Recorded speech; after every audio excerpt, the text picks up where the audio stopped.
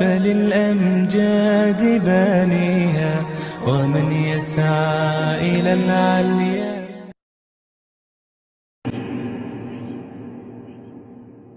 فأما الإنسان إذا ما ابتلاه ربه فأكرمه ونعمه فيقول ربي أكرمن. وأما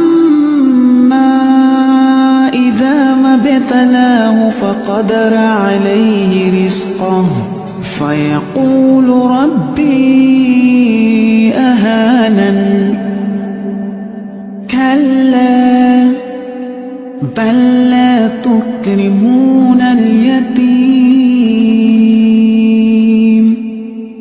ولا تحاضون على طعام المسكين وتأكلون التراث أكلا لما وتحبون المال حبا جما.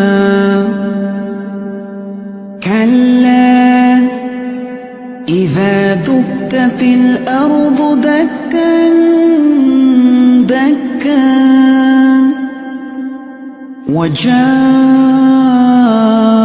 ربك والملك صفا صفا وجيء يومئذ بجهنم يومئذ يتذكر الإنسان وأنى له الذكرى يقول يا ليتني قدمت لحياتي فيومئذ لا يعذب عذابه أحد ولا يوثق وثاقه أحد. يا أيتها النفس المطمئنة ارجعي إلى ربك راضية مرضية فادخلي في عبادي وادخلي جنتي.